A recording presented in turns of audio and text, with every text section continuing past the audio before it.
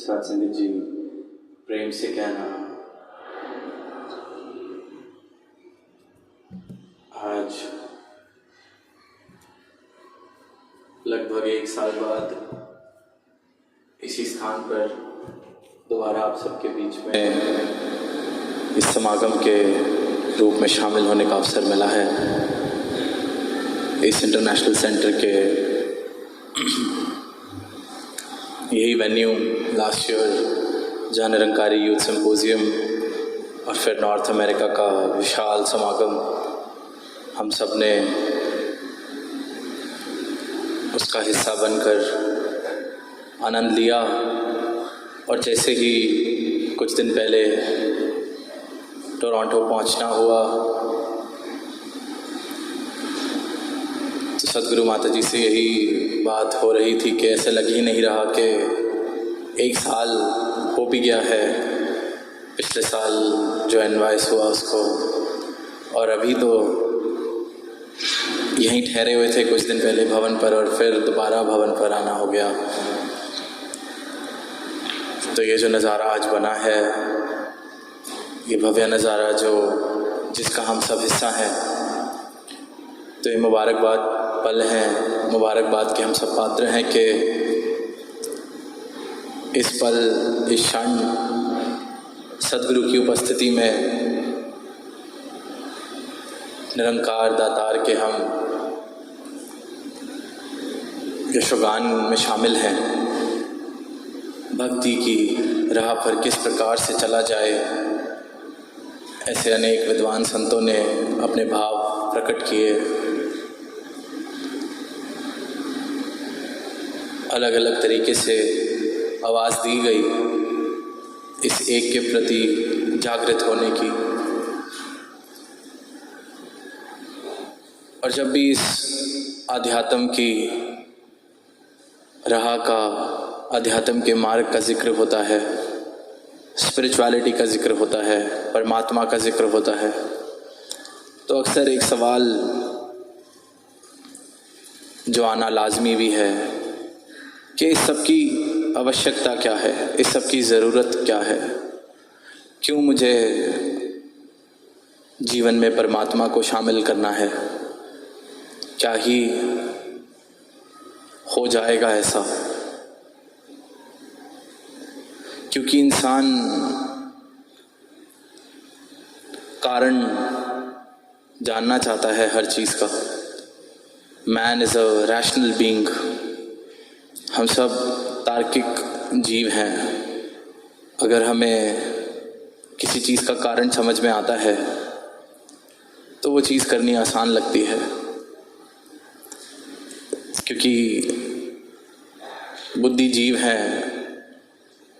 तर्क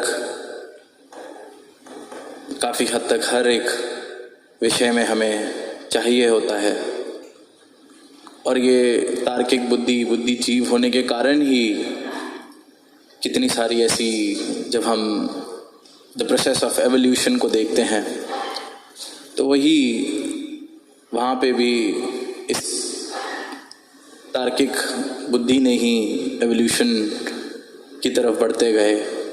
किस तरह आग की डिस्कवरी की, fire was discovered, wheel was discovered, and today we see the world as it is. तो कहीं ना कहीं we are all rational beings and we are all very proud of it, and we should be, because that is one of the highest qualities of being a human. तो rational being होने के कारण हम हर चीज़ का rational जानना चाहते हैं, कारण जानना चाहते हैं, तर्क जानना चाहते हैं कि क्या ही, what is the rational behind spirituality? What is the rational behind talking about the truth? What is the rational behind talking about letting yourself go? तो इस राह पर, इस मार्ग पर क्यों अधिकतर लोगों की शुरुआत उस क्यों से होती है? और वो बहुत मुबारक है, क्योंकि जब वो क्यों से शुरुआत होकर उस राह पर पहुंचा जाता है जब वो क्यों और रहता नहीं मेरे जीवन में, तो फिर आनंद भी बेहिसाब, अनंत आनंद का मैं पात्र बन जाता हूँ। अब इंसान जब अध्यात्म की बात की जाए, परमात्मा की बात की जाए, इस अविनाशी की बात की जाए, तो ज़रूर अपनी रैशनैलिटी को, अपनी तार्किक बुद्धि को प्राथमिकता दे के सवाल पूछता है। पर इंसान जो जीवन जी रहा है, उस जीवन को जीते जीते वो कितनी बार ऐसी नादानियां करता है जहां वो अपनी तार्किक बुद्धि से उन नादानियों को देखे तो खुद से ही पूछ बैठेगा कि ये मैंने क्यों किया। अपने जीवन में चाहे मैं खुद एक तार्किक बुद्धिजीव हूँ, despite being a rational being, I often make certain irrational choices, certain irrational decisions, and I keep on repeating those irrational acts. I keep on making those irrational choices. मैं जहाँ कारण को इतनी प्राथमिकता देता हूँ, वहीं फिर बेकार की कुछ ऐसी नादानियाँ हैं मेरे जीवन में। अगर मैं गौर से देखूँ, हर एक इंसान अगर अपने जीवन में गौर से देखे तो वो ये भूल जाता है कि मैं बुद्धिजीव हूँ या तार्किक हूँ। वो नादानियों को करता ही चला जा रहा है। अब ये पता सबको है कि अगर जन्म लिया है तो शरीर की एक यात्रा सीमित है, मौत आनी है। पर जीवन जीते जीते कुछ ऐसे मैं डिसीजंस, चॉइसेस लेता हूँ जिनको देख के लगता है कि शायद इस बात से मैं बेखबर हूँ कि एक सीमित यात्रा के लिए ये शरीर मुझे मिला है। और अगर रैशनैलिटी की बात की जाए, if I am a rational being, if I am a proud rational being, तो my decisions should be and my life choices should be in sync with the fact that I am not here forever. अगर वाकई ही मैं बुद्धिजीव हूँ, तार्किक हूँ, तो इतनी बड़ी बात से जब मैं वाकिफ़ हो जाता हूँ कि जीवन कुछ सीमित वर्षों की यात्रा है, तो फिर क्यों मेरे कर्म या मेरे चुनाव या मेरे जीवन जीने के तौर तरीके ऐसे हो जाते हैं जो देख के लगता है कि ये इस बात से भी बेखबर हो चुका है कि ये कुछ वर्षों के लिए ही यहाँ आया है। कुछ वर्षों की यात्रा में मैं सोचता हूँ कि मैं ऐसे कुछ छाप छोड़ जाऊँ जो हज़ारों साल तक दुनिया जिनको याद रखेगी, काम करेगी। पर मैं खुद मुड़ के ये नहीं देखता कि अपनी ही फैमिली की कितनी जनरेशन्स के नाम मुझे याद हैं जो मुझसे पहले जा चुके हैं। We talk about leaving a legacy, we talk about family names. हम इस दुनिया पर छाप छोड़कर जाना चाहते हैं। कई बार देखते हैं कि इंसान ख़ानदानी दुश्मनियां निभाते निभाते कितने ही ऐसे जनरेशन्स, कितने ही ऐसी पीढ़ियां उस ख़ानदानी दुश्मनी को निभा रही हैं। वहाँ कहाँ तर्क चला जाता है इंसान का जब ऐसी नादानियाँ वो करता है। मुड़ के देखें, अपनी कितनी पीढ़ियों के नाम हमें याद हैं। दादाजी के पहले परदादा जी, उनसे पहले उनके पिताजी, कितने ही नाम मुझे याद हैं, पर ख़ानदानी दुश्मनी मैं निभा रहा हूँ। तौर तरीके जो इंसान ने सीख लिए हैं, जात पात के, ऊंचे नीचे के, सिखा गए जो सिखा के जाने वाले थे, उनके नाम मुझे बेशक याद नहीं, पर वो नादानियाँ मैं दोहराए जा रहा हूँ। वहाँ मेरा तर्क कहाँ चला जाता है। जीवन में मैं सुखी होना चाह रहा हूँ, आनंद प्राप्त करना चाह रहा हूँ। सभी इंसान यही चाह रहे हैं। Rational beings, we want to maximize our pleasure and minimize anything which is the opposite of pleasure. पर फिर भी उस प्लेजर को हासिल करने के लिए, उस पीस को हासिल करने के लिए जिन साधनों का मैंने इस्तेमाल किया है, जिन साधनों का मैंने आधार लिया है, उन साधनों से मैं निरंतर ये सीख ले चुका हूं कि ये कुछ समय के लिए तो मेरे काम आते हैं, पर फिर मेरी अवस्था वही, सुकून फिर गायब, आनंद फिर गायब। पर फिर भी मैं उन्हीं साधनों की तरफ दोबारा दौड़ता हूं। वहां मेरा तर्क कहाँ चला जाता है? देखते हुए, जानते हुए वही गलतियां, वही नादानियां मैं दोहराता जाता हूं। पहले शायद एक अच्छी यूनिवर्सिटी में एडमिशन, मुझे लगा सब कुछ मुझे दे देगा अपने जीवन में जो मैं चाहता हूं। फिर एक अच्छी नौकरी, फिर अच्छा घर, अच्छा परिवार। मेरे साधन वही के वही, इम्परमानेंट, मिथ्या जिसको कहा गया है, माया जिसको कहा गया है। हर बार बस उसका एक रूप मैं बदल देता हूं। The object of my desire changes, पर मैं वही नादानी। हर चीज को प्राप्त करने के बाद कितनी देर तक मैं ये कह सकता हूं कि इस चीज ने इतने दिन तक साथ निभाया, इस चीज से प्राप्त किए गए सुख ने, आनंद ने इतने दिन तक मेरा साथ निभाया।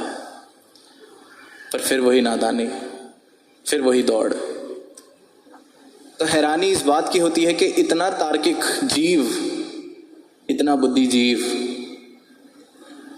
जो हर चीज में कारण ढूंढता है, वो अपने जीवन में जीते जीते अपनी नादानियों को क्यों नहीं देख पाता? इन नादानियों के पीछे का कारण क्यों नहीं पूछता कि मैं कर क्या रहा हूं? पढ़ता हूं कि जे सुख को चाहे सदा शरण राम की ले। सुख को चाहता भी सदा हूं, पर राम की शरण क्या है ये मैंने जानने का प्रयास भी नहीं कभी किया। कबीर सब जग निर्धना, धनवंता ना कोय, धनवंता सो जानिए, जापे राम नाम धन होए। धनवंता में ही होना चाहता हूं। कोई नहीं ऐसा इंसान मिलेगा जो कहेगा कि धनवान होना है और वो इनकार कर दे, पर फिर भी राम नाम धन सुना है, पढ़ा है, पर उसका कारण मैं जानना चाहता हूं। बहुत मुबारक है कारण जानना, पर उस कारण को जानने से पहले जो नादानियां मैं दोहरा रहा हूं, खुद से उसका कारण पूछूं कि मिल क्या गया, प्राप्त क्या हो गया। इस बार फिर क्यों उस नादानी को दोहराने के लिए मैं तैयार बैठा हूं। I am a proud rational being, then why am I being so irrational with my life choices? Why am I being so irrational with the way I am living my life? जिन रिश्तों में प्यार की महक आ सकती है,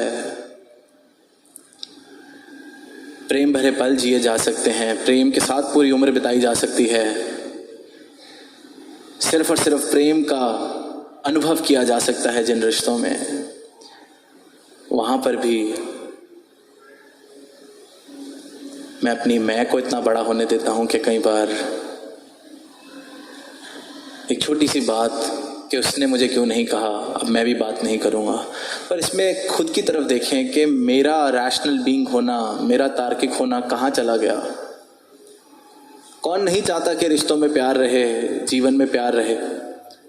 वहाँ मेरा कारण कहाँ चला जाता है? वहाँ मेरा क्यों कहाँ चला जाता है? अपनी नादानियों से मैं ये क्यों नहीं पूछता कि क्यों ये नादानी दोहराई जा रही है?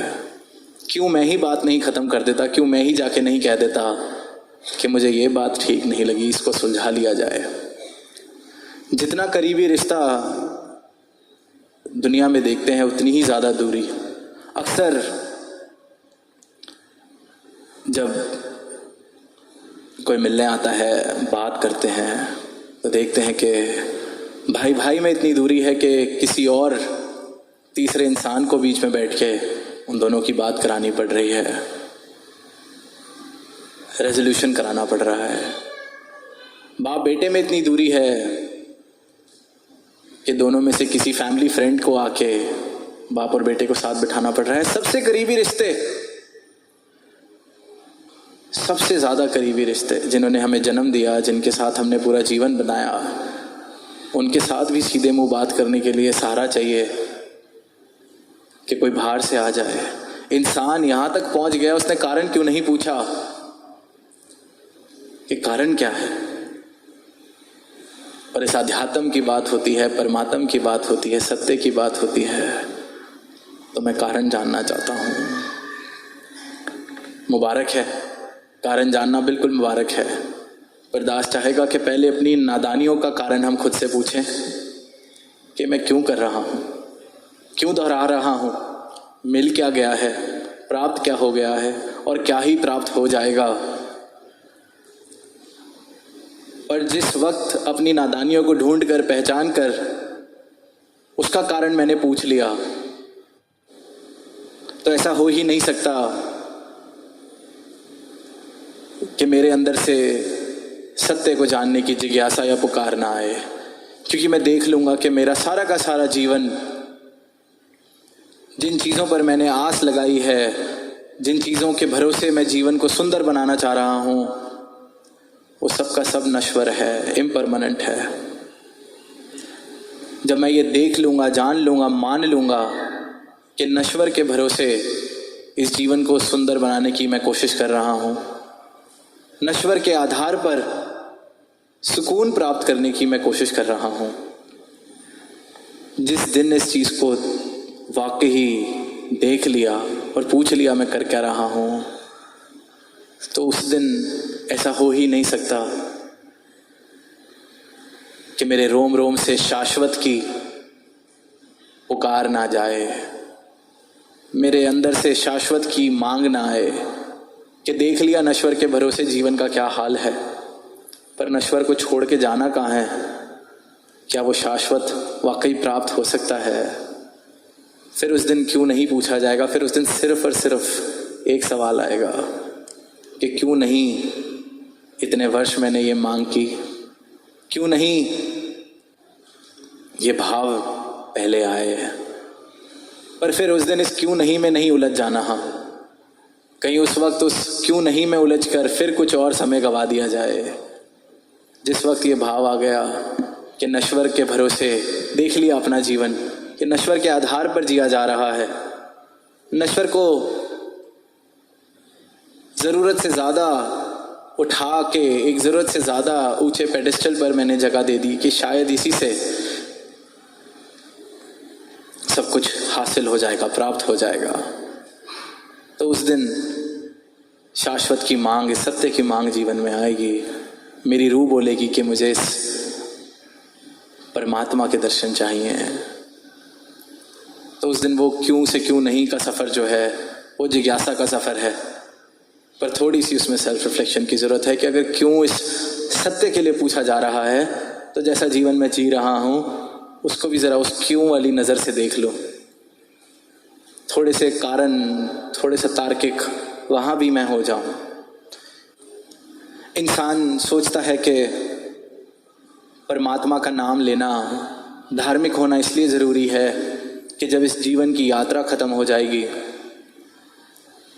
तो ये आत्मा भटके ना, तो कोई मुझे मेरे कर्मों का फल देने के लिए किसी नरक में न डाल दे। तो फिर जैसे स्वर्गों के वादे किए जाते हैं वैसा स्वर्ग मुझे भी प्राप्त हो जाए। परमात्मा का नाम लेना या परमात्मा को जीवन में शामिल करना उस आफ्टर लाइफ का रिवॉर्ड समझा जाता है। पर अगर किसी भी ऐसे इंसान से, ऐसे ब्रह्मज्ञानी से आप पूछेंगे, जानेंगे, देखेंगे जिसने वाकई इस ब्रह्म ज्ञान को, इस परमात्मा को प्राप्त कर लिया है, वो कहेगा उस अंतिम श्वास की तो अब चिंता ही नहीं है, सारा का सारा स्वर्ग यही मिल गया है, सारे का सारा आनंद यही मिल गया है, मुक्ति यही मिल गई है। तो धार्मिक होना, धार्मिक बातें कर लेना कतई नहीं है। धार्मिक सही मायनों में उसी को कहा जा सकता है जिसने वाकई इस सनातन सत्य को प्राप्त कर लिया है, इस इटर्नल ट्रूथ को प्राप्त कर लिया है। एक कहानी दास ने पढ़ी पीछे यूरोप में भी सांझी की कि एक ऐसे ही इंसान अपनी जीवन यात्रा पूरी करके अब वो खड़ा है दरवाजे पर, जहाँ 2 दरवाजे हैं, एक स्वर्ग का एक नरक का, और उसका हिसाब किताब चल रहा है कि इसको कहाँ भेजा जाए। तो वो जो हिसाब किताब रखने वाले ऑडिटर, अकाउंटेंट, जो भी उनको हम कहना चाहें, वो लेखा जोखा कर रहे हैं उसका, और सारा निष्कर्ष निकाल कर उसको कहते हैं कि जैसा जीवन तूने जिया है, जैसे तेरे कर्म रहे हैं, तुझे तो नरक में ही जाना पड़ेगा। तो वो इंसान जिसका लेखा जोखा किया जा रहा था, वो सामने से बोलता है कि तुम होते कौन हो मुझे नरक में भेजने वाले हैं? मैं तो सारा जीवन नरक में काट के आया हूँ। मेरा पूरा का पूरा जीवन जितना मैंने जिया है, नरक में ही जिया है। ऐसा कोई काम नहीं है जो मैंने नहीं किया जो मुझे नरक की तरफ ना धकेले। लूटपाट, खून खराबे, सब कुछ करके आया हूँ, खुशी के 2 पल भी नहीं देखे, तुम क्या मुझे नरक भेजोगे? मैं तो सारा जीवन ही नरक में काट के आया हूँ। अब उनकी ईगो हर्ट हो गई जो लेखा जोखा कर रहे थे कि इसने गिड़गिड़ाया नहीं हमारे आगे कि मुझे माफ़ कर दिया जाए, क्योंकि वो भी अब छोटे मोटे अकाउंटेंट नहीं, स्वर्ग और नरक का हिसाब करने वाले पूरी उम्र वेट करते हैं कि कोई आए ऊपर, फिर उसका हिसाब करें, फिर वो सामने हमारे बैठे, झुके, लेटे। अब उन्होंने अंदर से इस केस स्टडी को पेश किया, तो वहाँ से फाइनल डिसीजन मेकर को खुद आना पड़ गया। हाईएस्ट अथॉरिटी, अब उसको परमात्मा कह लें, दूत कह लें, जो मर्जी कह लें, वो आ गए। जब केस सुना, कहते इससे तो मैं खुद मिलना चाहूँगा। तो वो कहते क्या बात है? वो कहता है कि ये मुझे नरक भेजना चाह रहे हैं और मैं इनको बस इतना ही कह रहा हूँ कि तुम होते कौन हो मुझे नरक भेजने वाले? मैं तो सारा जीवन ही नरक में बिता के आया हूँ।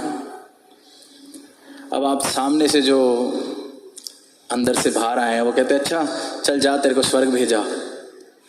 कहते तुम स्वर्ग भेजने वाले भी मुझे कौन होते हो? स्वर्ग भेज के तो देखो, तुम्हारे स्वर्ग को भी मैं नरक बना दूंगा, क्योंकि ये मैं हूं जिसने जीते जी 2 पल प्रेम के नहीं देखे, स्वर्ग के नहीं देखे। वो फिर उम्र बिताने के बाद, यात्रा पूरी करने के बाद स्वर्ग के सपने कहाँ से देखने लगे?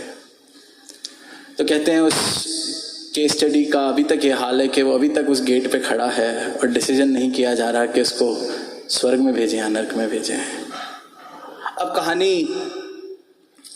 हंसी भी आती है, मन भी बहलता है, पर बात समझने वाली ये है कि मुक्ति, स्वर्ग, नरक, ये कोई बात की बातें नहीं। सदगुरु अपना ब्रह्म ज्ञान देके इस परमात्मा से मुझे आज इस पल रूबरू कराते हैं। भक्ति के मार्ग पर आज ही मेरी यात्रा की शुरुआत करते हैं। इस बात का बोध मुझे इस पल में करा देते हैं कि मन तू ज्योत स्वरूप है, अपना मूल पहचान। अब पहचान ले और एक में खो जा, यही स्वर्ग है। और जिनके जीवन में परमात्मा इस रूप में बसा है, उन्होंने वाकई ही जहाँ जहाँ गए हैं स्वर्ग बसाया है। जहाँ जहाँ गए हैं आनंद की लहर अपने साथ लेके गए हैं। जीते जी मुक्ति वाला जीवन उन्होंने जिया है। तो ये सवाल कि क्या कारण, क्यों जाना जाए, क्या ही ज़रूरत है, क्यों आध्यात्म या सत्य की मुझे ज़रूरत है, तो दास सिर्फ इतना ही कह के वाणी को विराम देगा कि क्यों नहीं आज ही मुक्त हो जाएं।